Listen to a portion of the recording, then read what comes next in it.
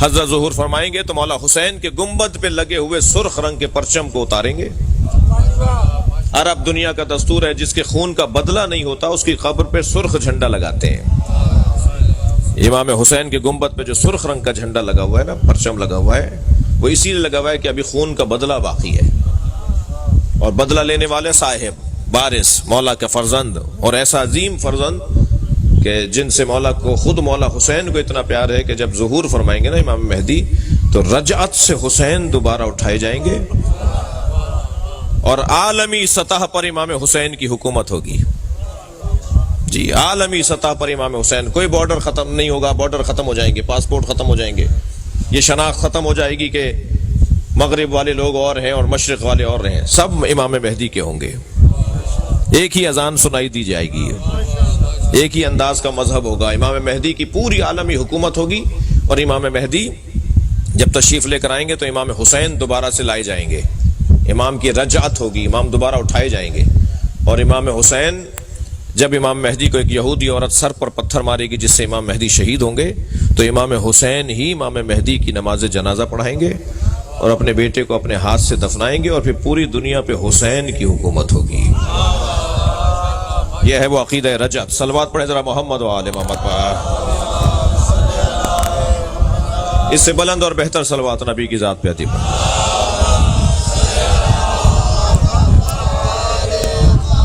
لہذا اب اتنا آئیڈیل دور، اتنا پسندیدہ دور، اتنا بہترین ماحول کہ جب امام حسین کے ہاتھ میں پوری کائنات ہوگی۔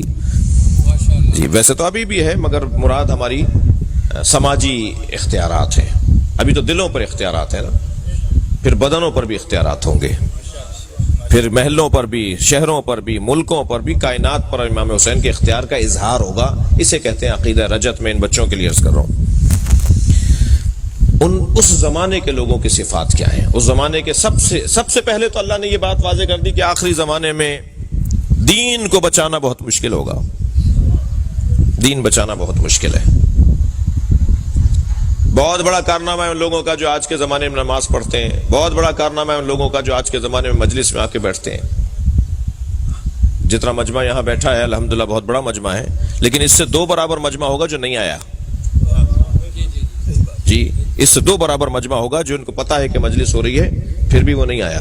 تو یہ جو آ کے بیٹھا ہے، یہ جو نہیں آیا وہ برابر کیسے ہو سکتے ہیں؟ یہ برابر نہیں ہوں گے نا، یہ جو آ کر بیٹھے ہیں ان کی فضیلت زیادہ ہے نا۔ ایسے ہی جو نماز پڑھنے کے لیے مسجد میں جاتے ہیں، جمعہ پڑھنے کے لیے جاتے ہیں، حج کرنے جاتے ہیں، عبادتیں انجام دیتے ہیں، وہ کیسے برابر ہو جائیں گے ان لوگوں، وہ ان کے برابر کیسے ہو جائیں گے جو یہ سب کچھ نہیں کرتے؟ اللہ کا نہ کسی سے پڑوس ہے، نہ اللہ کی کسی سے رشتہ داری ہے۔ اللہ پڑوس کی بنیاد پر نہیں کرتا، کسی کو مقام نہیں دیتا، نہ رشتہ داری ہے اللہ کی، لم یلد ولم یولد ہے۔ جی اللہ تو محنت اور مشقت اور زحمت اور عبادت اور خلوص اور سچائی کی بنیاد پر عظمتیں دیتا ہے۔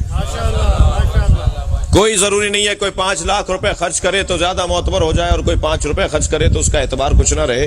اللہ کے ہاں گنا نہیں جاتا، تولا جاتا ہے۔ وہ یہ دیکھتا ہے کون میری خاطر کام کر رہا ہے۔ کیا معلوم وہ ککڑی بیچنے والے کی 2 ککڑیاں جو اس نے کسی عزادار کو کھلائی ہو، وہ کسی کی دیکھ کھلانے سے زیادہ ثواب رکھتی ہو۔ خبردار۔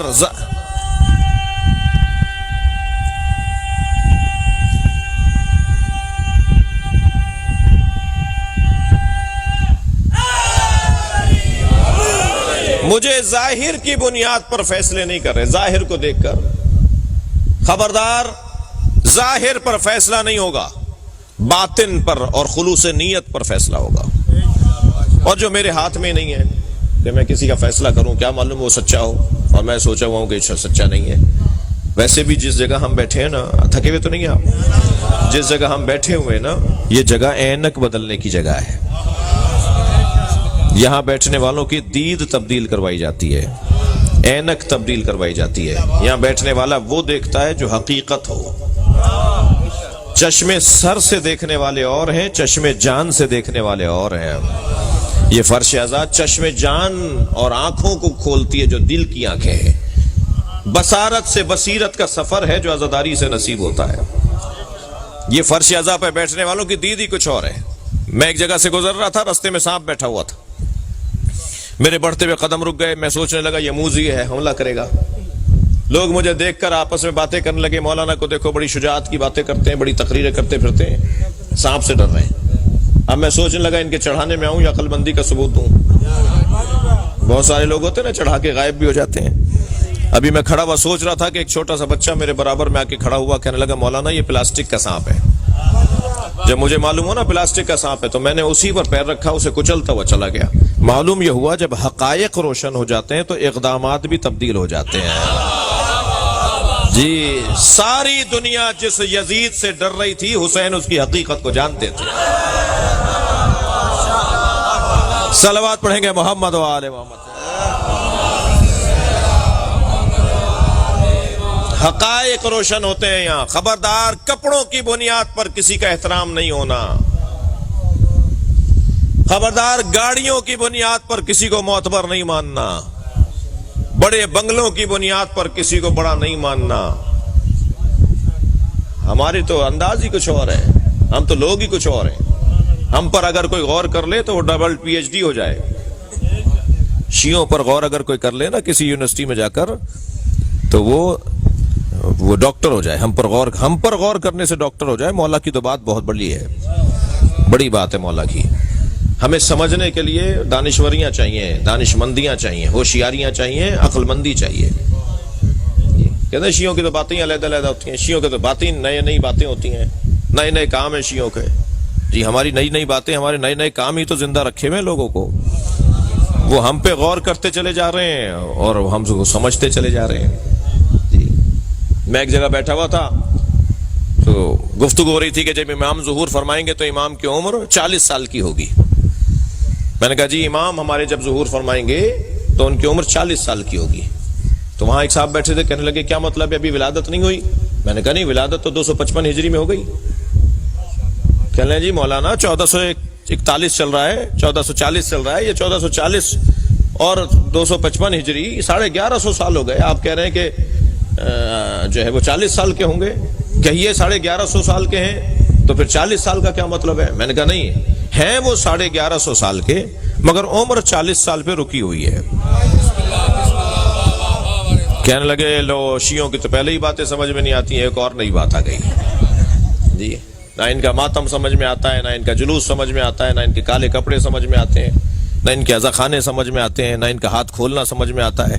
جی ایک لمبی فہرست ہے جو باتیں سمجھ میں نہیں آتی، ایک اور نئی بات۔ تو میں نے کہا جی آپ کی عمر کتنی ہے؟ کہنے لگے جی 70 سال کا ہوں۔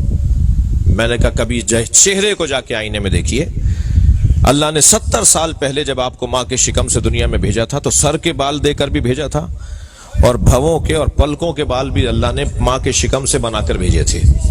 70 سالوں میں اگر آپ نے سر کے بال نہ کاٹے ہوتے تو اب تک ایڑیوں تک آ گئے ہوتے، مگر 70 سالوں میں کبھی آپ نے بھووں کو نہیں کاٹا اور پلکوں کو نہیں کاٹا۔ ایک کی عمر بڑھ کر بتا رہی ہے اللہ بڑھاتا ہے، ایک کی عمر رک کر بتا رہی ہے اللہ روکتا ہے۔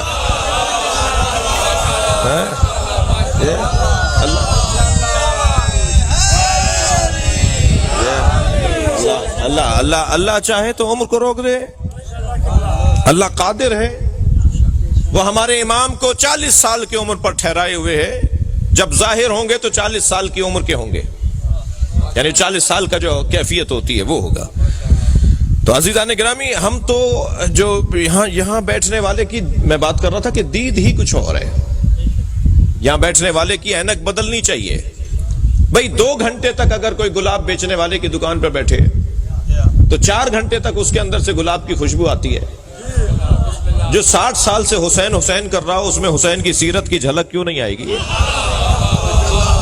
اس کے رویے بدلے ہوئے کیوں نہیں ہوں گے؟ اس کا انداز تبدیل کیسے نہیں ہوگا؟ وہ جب چل رہا ہوگا تو چال بتائے گی کہ حسینی جا رہا ہے، اس کا اقدام بتائے گا کہ حسینی ہے، اس کے طور طریقے بتائیں گے کہ یہ اہل بیت کا چاہنے والا ہے۔